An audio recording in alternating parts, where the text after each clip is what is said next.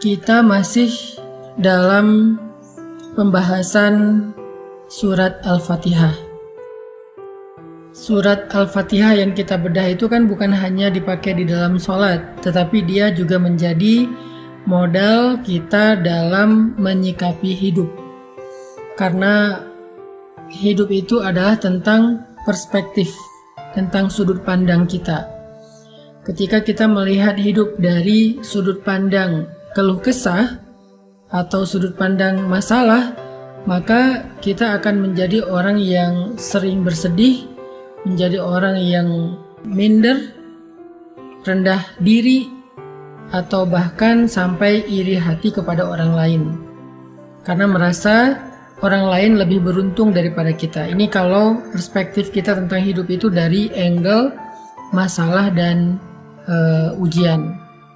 Tapi kalau kita melihat hidup dari angle yang lain, yaitu angle iman, angle akidah, perspektif yakin dan tawakal kepada Allah, maka kita akan melihat bahwa hidup itu adalah kepasrahan. Kita ridho, menerima, kemudian percaya dan berani berharap yang baik-baik. Makanya hidup itu diawali dari perspektif, dari sudut pandang apa yang kita ambil dalam melihat kehidupan kita. Dan sudut pandang itu salah satunya adalah dibangun dengan bacaan kita. Buku apa yang kita baca? Apa referensi kita? Apa yang kita dengar? Apa yang kita lihat? Apa yang kita pikirkan? Itu akan membentuk pola pikir dan perspektif kita tentang hidup. Sehingga kalau misalnya orang membaca buku tentang entrepreneurship, maka dia akan melihat banyak peluang-peluang usaha di dalam kehidupan dia. Bahkan dia bisa survive dengan modal dengkul karena dia membaca buku entrepreneur. Kalau dia melihat hidup itu dari buku sastra, dia banyak membaca buku-buku tentang novel atau sejarah, maka dia akan melihat hidup itu adalah adegan-adegan romantis, adegan-adegan drama, dan seterusnya. Begitu juga ketika kita menjadikan Al-Quran sebagai referensi kita, Al-Quran sebagai bacaan yang kita fahami, yang kita perhatikan, yang kita jadikan sebagai bahan berpikir, maka kita akan melihat hidup dari perspektif Al-Quran itu. Makanya bacaan kita sangat penting dalam menentukan perspektif kita. Itulah kenapa belajar Al-Quran itu nggak cukup sekedar belajar tahsin doang, nggak cukup sekedar belajar tilawah atau membaca. Kita juga coba pelan-pelan belajar tadabbur, belajar merenungkan makna yang terkandung di dalam Al-Quran, sehingga bacaan kita terhadap Al-Quran itu bisa lebih bisa lebih nempel dalam benak kita dan lebih nempel juga di hati kita untuk membangun motivasi hidup. Jadi udah jelas ya jawabannya. Apapun masalah kita, apapun konteks kehidupan yang sedang kita alamin, pada saat kita kebingungan, pada saat kita hilang arah, pada saat kita merasa bodoh, gak tahu apa-apa, lalu kita meminta petunjuk kepada Allah dalam menghadapi masalah kita, meminta petunjuk kepada Allah dalam menjalani ujian hidup kita, kita bilang ihdinas siratal mustaqim. Ya Allah, saya harus gimana? Beri saya petunjuk. Apa yang harus saya lakukan? Beri saya petunjuk. Allah jawab, dzalika. Itu petunjuk yang kamu minta. Apa itu ya Allah? Allah perjelas lagi, Alkitab, Al-Quran, la raiba fih. Tidak ada keraguan, jangan pernah ragukan. Karena kalau mulai ragu, kita nggak akan ngikutin petunjuk itu. Dan Allah perjelas lagi, petunjuk lil muttaqin, bagi orang yang bertakwa, bagi orang yang taat, bagi orang yang pengen keluar dari masalah, bagi orang yang pengen dapat rezeki yang tidak terduga-duga, bagi orang yang pengen dimudahkan segala kesukarannya. Kemudian sekarang kita masuk kepada Siratal ladzina an'amta 'alaihim ghairil maghdubi 'alaihim waladdallin. Jalan orang-orang yang telah Engkau beri nikmat kepada mereka, bukan jalan orang yang Engkau murkai, yang Engkau marahi, dan bukan juga jalan orang yang salah arah atau tersesat. Teman-teman yang dirahmati Allah Subhanahu wa taala, Allah tuh baik banget sama kita. Allah tuh serius banget pengen memberi kita petunjuk. Allah tuh serius banget pengen membimbing kita dalam menjalani hidup. Allah tuh serius banget pengen nolong kita. Allah tuh serius banget pengen membawa kita keluar dari masalah.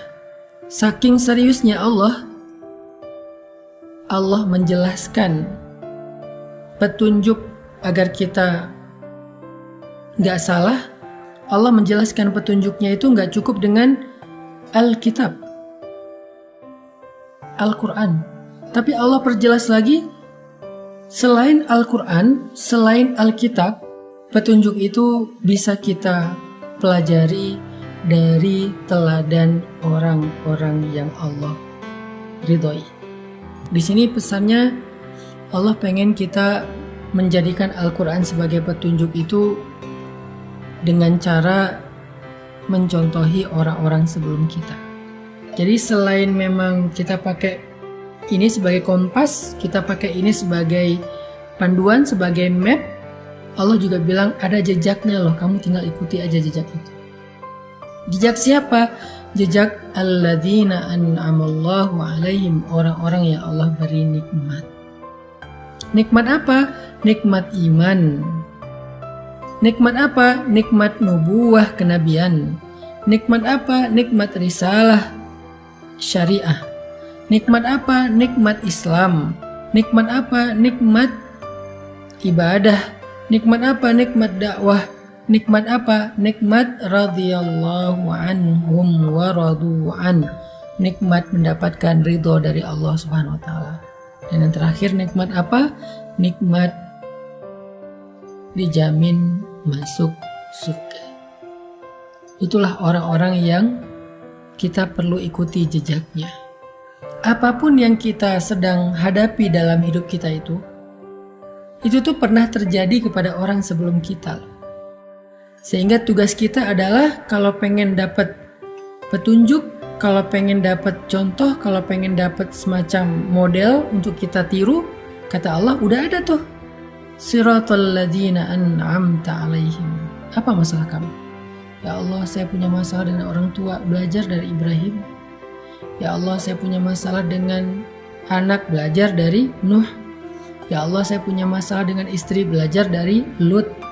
Ya Allah, saya punya masalah dengan suami, belajar dari Asiyah. Ya Allah, saya punya masalah sebagai jomblo, cowok, banyak godaan dari cewek-cewek sekitar saya di kampus, di tempat kerja, belajar dari Yusuf. Ya Allah, saya seorang jomblo perempuan, cewek, dan banyak masalah, banyak ujian dari cowok-cowok yang godain saya, belajar dari Maryam. Ya Allah, saya pengen ta'aruf tapi nggak tahu caranya, belajar dari Musa dan calon istrinya. Ya Allah, saya punya anak tapi nggak tahu cara mendidiknya, belajar dari Zakaria dan Yahya. Apa masalah kita? Ya Allah, saya hampir bercerai. Suami saya mentalak saya, talak 1, gimana cara mengislahnya? Belajar dari surat At-Tolak ketika Nabi mentalak Hafsah. Ya Allah, suami saya suka ngata-ngatain saya yang jelek-jelek, belajar dari curhatnya seorang perempuan di dalam surat Al-Mujadalah atau Al-Mujadilah, Khawlah bintu Tha'labah. Ya Allah, orang ngomongin saya di sosial media, orang berbisik-bisik tentang saya di grup, mereka bikin grup baru dan ngomongin saya di grup sebelah. Belajar dari surat An-Nur tentang hadithul ifki, pembicaraan rahasia. Ya Allah, istri saya suka cemburu dan menyusahkan saya sebagai suami, belajar dari surat At-Tahrim. Apa masalah kita? Di dalam ayat Siratal ladzina an'amta alaihim, Allah tuh pengen ngasih tahu ke kita, belajarlah sejarah. Karena nggak ada yang baru di bawah langit. Nggak ada yang baru di bawah matahari. Nggak ada yang baru di atas tanah. Semua yang kita alamin pernah terjadi sebelumnya. Karena sejarah itu berulang. Karena cerita itu terjadi lagi. Sehingga kita bukanlah orang pertama yang mengalami masalah ini. Udah ada orang sebelum kita yang jumlahnya nggak terhitung. Sehingga kita akan menemukan siapa yang orang yang lurus, siratal ladzina an'amta alaihim, sehingga kita tiru. Siapa yang salah jalan, sehingga kita hindari. Tugas kita adalah belajar dari mereka, mencari tahu apa sih rahasia mereka sehingga bisa keluar dari masalah itu. Apa sih kunci mereka survive dari ujian itu? Apa sih langkah-langkah konkret yang mereka lakukan sehingga mereka bisa sukses? Bisa Allah selamatkan dari berbagai macam keburukan. Lalu setelah kita tahu, ulangi, lakukan hal yang sama. Maka kita akan mendapatkan hasil yang sama.